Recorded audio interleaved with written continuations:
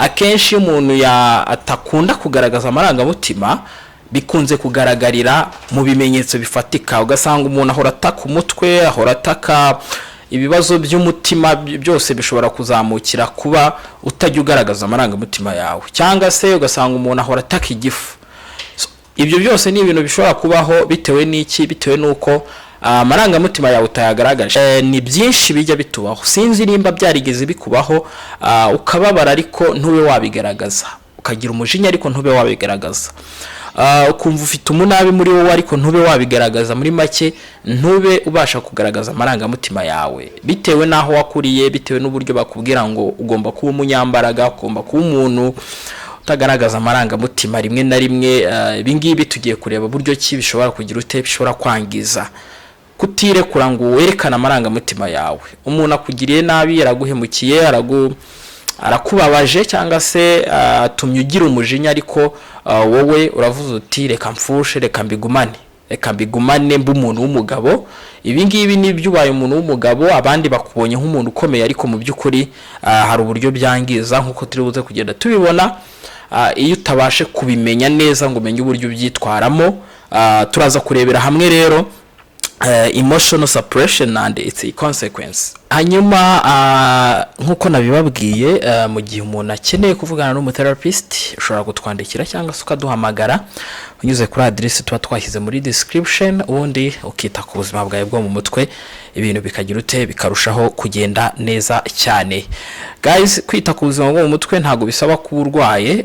Hari n'igihe ushobora kuvugana n'umutherapist wumva wenda hari ibyo ushaka kumenya bijyanye n'ubuzima bwo mu mutwe cyangwa se n'uburyo bwo kwitaho, cyane cyane igihe wenda hari tutagenda neza mu buzima. Ntago bisaba kuba urwaye byanyabyo byuzuye kugira ngo ube wavugana n'umutherapist isaha ku isaha wumva.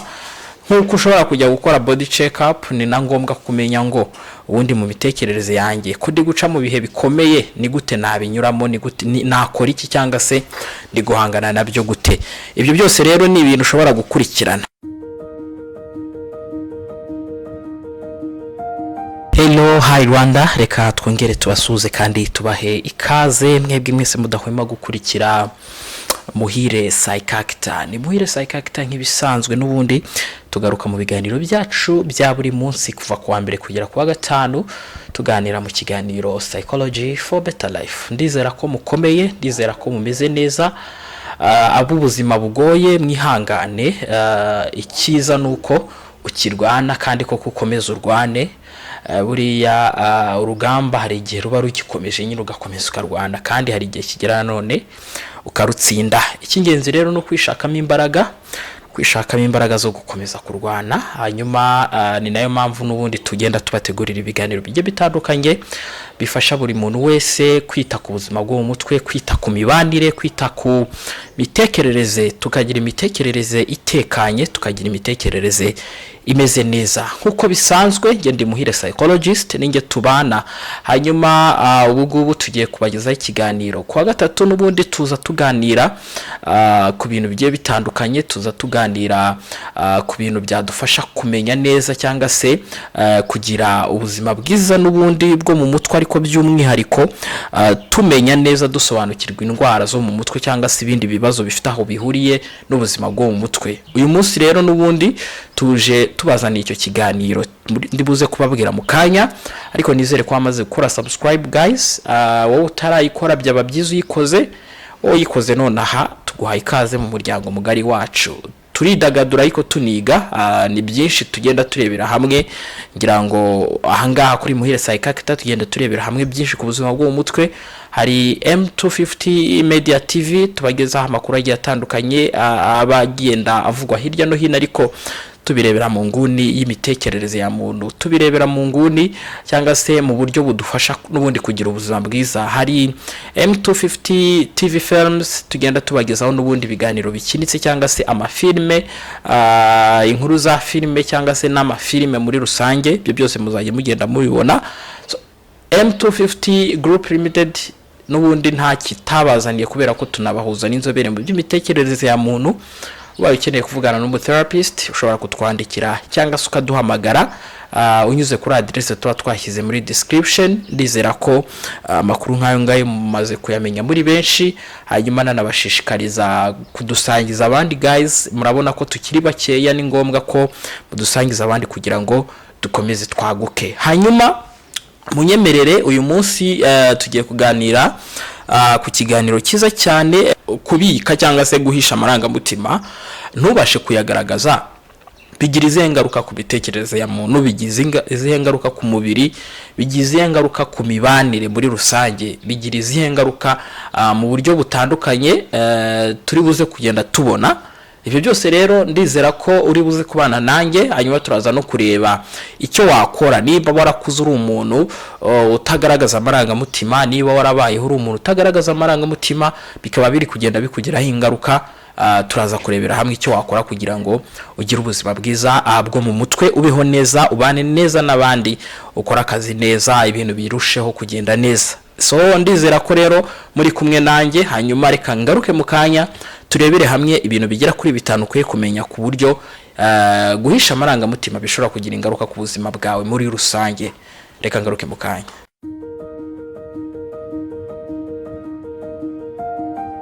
Hanyuma munyemerere turebere hamwe ikintu cya mbere. Ubundi iyo tuvuze emotional suppression ndetse n'ingaruka zabyo, ikintu cya mbere ukwiye kumenya kuri no ngingo, enduring silently is not strength. Donc icyo bishatse kuvuga ko uri gushira, ko uri rumubwo mu Kinyarwanda bajya bavuga ngo imfura ishinjagira ishira, ariko buriya mu by'ukuri buri kugenda ugira ubuzima bubi bwo mu mutwe. Ntago kutagaragaza amarangamutima, niba ubabaye ni ngombwa ngo ubabare, niba wishimye kandi ni ngombwa ngo wishime. Cyane cyane biba bibi cyane ni igihe ubabaye cyangwa se hari byinshi bitari byiza ushaka gusohora muri wowe ariko ntubisohore kubera ko wenda abantu bakwita umuntu w'umugabo igihe uri kubicamo nyine utababara cyangwa utabagaragariza ko hari imvune cyangwa se uko utamera neza uri guhura nako. Ibi rero ntago bigukomeza, ahubwo bigenda bikwica gake gake, bigenda bikwica. Ni uburyo bwo guhakana amarangamutima, ariko mu by'ukuri ntago ari uburyo bwo kugira ute bwo gukomera nk'uko tugenda tubivuga ngo kanaka arakomeye. Nibyo ntago ari ugukomera, ahubwo ni uburyo bwo kudenyinga cyangwa se kutagaragariza abandi ko wagize ayo marangamutima. Umuntu arakubabaje, ni ngombwa ngo ubabare. Niba ari ngombwa kubabara cyangwa se ari ikibaye kikubabaje, kubibika muri wowe hari igihe bikwangiza nk'uko turi buze kugenda tugira ute tubibona. Mu by'ukuri nawe ukagenda ubisanisha n'uburyo ki ubayemo. Usanga mu muco nyarwanda nk'uko nari mbivuze bashishikariza abantu gukomera, kuba abantu bakomeye, kuba abantu batagaragaza intege nkeya. Rimwe na rimwe bigatuma abantu baterekana amarangamutima yabo, nyamara cyane cyane ku gitsina gabo. Igitsina gabo ugasanga niba ari uwamubabaje cyangwa se ababaye cyangwa se afite iyo ntimba cyangwa se umwaga cyangwa se umujinya cyangwa se ubwoba, ugasanga ntagashaka kubyerekana. Ibi rero icyo bitera nuko ukomeza kugira internal distress, ukomeza nyine gushiriramo imbere muri wowe kandi birangiza cyane. So icyo ni ikintu cya mbere ukwiye kumenya kuri no ngingo. Hanyuma ikintu cya kabiri ukwiye kumenya kuri iyi ngingo nuko impact on mental health, novuga ngo bigira ingaruka ku buzima bwo mu mutwe nk'uko nabivugaga. Ibi ngibi akenshi bishobora gutuma umuntu agira agahinda gakabije cyangwa se depression. Akenshi usanga ibihe bikomeye umuntu anyuramo iyo atagira uburyo bwo kwirekura ngo asohora amarangamutima ye mabi aba yabaye bitewe n'ibyo yanyuzemo. Akenshi igihe kiragera bikaba byatuma habaho nk'indwara y'agahinda gakabije cyangwa se indwara y'ubwoba cyangwa se ibikomere nyine bitakize, unresolved trauma. Ibi byose bishobora kuba cyane cyane nyine igihe ibintu byamaze igihe kirekire umuntu atabigaragaza. Ayo marangamutima ntago wayagaragaje. Hari igihe uba warananyuze mu bihe bikomeretsa cyane byinshi. Tuvuge nk'urugero mu gihe cya Jenoside yakorewe Abatutsi, akenshi usanga abantu babayeho muri kiriya gihe rimwe na rimwe hari igihe byabasabaga ko bashinyiriza niba ari ukurira ntabe yarira akaba nk'igita agakomera nyine agakomera. Ni ibihe byari bigoye kubyumva ku buryo abantu benshi bisanze bari kubika amarangamutima yabo igihe cyo kubabara bakabaye kuba baragiciyemo, ariko mu by'ukuri aho bibonera nuko mu gihe cya none abantu baba bagisafaringa bakikorwaho n'ingaruka za biriya bihe byari bigoye, ariko mu by'ukuri kubera ko uburyo bwo kugaragaza amarangamutima bwari bugoye, ugasanga ubu ngubu nibwo bari kugenda bagira bigira ingaruka mu buryo bumwe cyangwa se ubundi. Munyemerere tujye ku kintu cya gatatu cy'ingenzi ukwiye kumenya ku buryo n'ubundi guhisha cyangwa se kutagaragaza amarangamutima yawe bishobora kwigaragaza cyangwa se kugira ingaruka. Strained relationship ntago ari gusa ku bijyanye n'ubuzima bwo mu mutwe cyangwa se ikindi kintu, ahubwo no mu mibanire. Usanga rimwe na rimwe abantu bitaborohera kubana n'abandi mu buryo bwiza no kubagaragariza amarangamutima yabo. Ibi ngibi rero bikaba byatuma rimwe na rimwe hatabaho kumvana hagati yabo cyangwa se kubumva, kuba mugenzi wawe yakumva. Ikindi hazamo kwiheza, ugasanga aho kugira ngo umuntu umwereke uri we ahubwo umugendeye kure. Ibi rero ni ibintu bikunze kubaho cyane nko mu muryango, mu mubano runaka wa mariage ushobora kuba urimo cyangwa se ku kazi. Niba umuntu mukorana n'ubundi aguhemukiye, ni ngombwa ngo bimwereke, aho kugira ngo umuhungu umugendere kure ushyiremo distance hagati yawe nawe, bimubwire ko yakubabaje birangire, hanyuma umwereke ko wababaye. Niba wagize umujinya, ni ngombwa ngo uwo mujinya we kuwika muri wowe, hanyuma ibintu bigende neza. Rero imibano irahagendera cyane iyo utabyitwayemo neza ngo n'ubundi amarangamutima uyagaragaze. Ni handi uzasanga abantu batabana neza cyangwa se bashobora no gukorerana ibintu by'ubugome kubera ko ntago yabashije kwirekura, ahubwo yabigumanye, hanyuma agendera kuri umuntu cyangwa se akora ibindi bintu bitari byiza.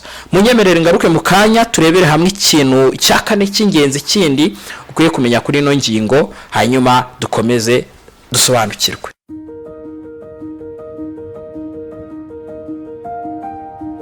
Hanyuma ikintu cya kane cy'ingenzi ukwiye kumenya ku bijyanye no guhisha amarangamutima cyangwa se kutirekura ngo ugaragaze amarangamutima yawe, physical health consequences bigira ingaruka ku bijyanye n'ubundi buzima muri rusange. No vuga ngo ahangaha icyo tuzasangamo cyangwa se tuzabona nyuma y'ibyo ngibyo, akenshi umuntu atakunda kugaragaza amarangamutima bikunze kugaragarira mu bimenyetso bifatika. Ugasanga umuntu ahora ataka umutwe, ahora ataka ibibazo by'umutima, byose bishobora kuzamukira kuba utajya ugaragaza amarangamutima yawe, cyangwa se ugasanga umuntu ahora ataka igifu.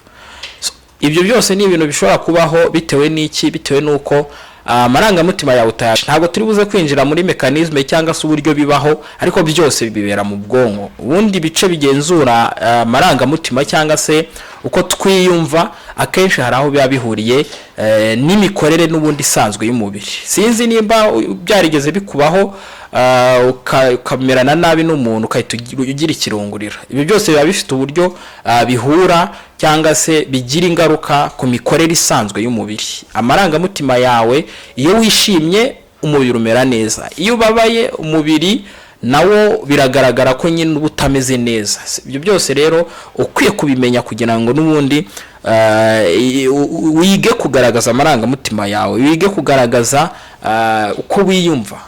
Wiyumva nabi bitewe na situation ibaye, igaragaze, nta mategeko abihana. Rimwe na rimwe gutuza hari n'igihe bivamo ibyaha. Buriya ngo umuntu ucecetse cyane hari byinshi ababitse nyine, kandi hari ibimubabaje biba birimo n'ibitamubabaje byose. Rero iyo byivanze hari igihe ibintu birushaho kumera nabi cyane. Ni ngombwa rero ko ukora iki kintu cya gatanu ngiye kukubwira. Healing starts with expression and support. Ntago wakira cyangwa se ibi bintu ngo bikwepe utiga kugaragaza uriwe, kugaragaza amarangamutima yawe. Nibyo nkuko muco nyarwanda bivuga gukomera nibyo, cyangwa se gushikama kigabo nkuko tujya tubivuga, ariko buriya gushikama nanone ushinjagira ushira ntago ari igitekerezo cyiza cyatuma ugira ubuzima bwiza bwo mu mutwe. hano tureba ubuzima bwiza bwo mu mutwe n'ibyatuma ubuzima bumera neza mu buryo bumwe cyangwa se ubundi. Tubonye ko rero guhisha amarangamutima nta gisubizo na kimwe kirimo. Umuco cyangwa se ibyo sosiyete nyarwanda idutoza byo gukomera, rimwe na rimwe urakomera ariko ukomera ukomeretse nyine ushiriramo imbere, ntago ari igitekerezo cyiza. Rero ntago ari nabyo nabifuriza, ahubwo niba wenda warisanze ushikama mu bibazo rimwe na rimwe ntunagaragaza amarangamutima yawe, nicyo gihe ngo wige kwirekura. Ari gihe kubyishoboza bitagukundira, ari nayo mpamvu tubabwira ko tubahuza n'inzobere mu by'imitekerereze ya muntu, akagufasha kwiga uburyo ki watangira kwifasha muri ubwo buryo, ukirekura. Umuntu niba hari icyo ushobora kugaragariza abantu kitagenze neza cyangwa se kitagenze neza, bikagukundira, ariko nanone hari igihe utabyishoboza, ni ngombwa ko ushaka ubufasha. Ni nacyo ino point ya 5 iri kutubwira. Ubufasha burahari, services zitanga counseling cyangwa se ubufasha bujyanye n'ubujyanama ku bijyanye n'ubuzima bwo mu mutwe, gufashirizwa mu magroup. Ibyo byose bigenda bibaho, ndetse no mu by'ukuri ahantu hose, kuva mu bigo nderabuzima bya leta n'abikorera cyangwa se ibigo byigenga, aho hose ushobora kuhabona ubufasha, ukirekura, ukiga kwirekura, ukiga igihe byagucanze se byakunaniye, ukiga gushaka ubufasha, ugatera intambwe. Ibyo byose rero ni ibintu byatuma urushaho kugira ubuzima bwiza bwo mu mutwe, imibanire ikagenda neza, hanyuma n'iterambere rikaza. Iyo ubuzima butameze neza bwo mu mutwe, iyo ubuzima bwo mu mutwe butameze neza, iterambere riradindira, ugasanga uri kugenda ugira ute ubihomberamo. Munyemerere rero ikiganiro cyacu ngisoreza ahangaha, ngiye nk'ibisanzwe nari Muhire psychologist. Bibutse ko tubahuza n'inzobere guys. Ufite ubushake cyangwa se ubishaka, twandikira unyuze kuri address tuba twashyize muri description, hanyuma tugushakire cyangwa se tuguhuze n'uburyo bwo kugufasha, hanyuma ugira ubuzima bwiza bwo mu mutwe, ibintu birushaho kugira ute kugenda neza. Niba ukoze subscribe utari wayikoze mbere, ndagushimiye cyane, hanyuma wibuke no gusangiza abandi. Niba wanadukunze ukore like, hanyuma dukomeze tubane mu bindi biganiro. Ciao ciao.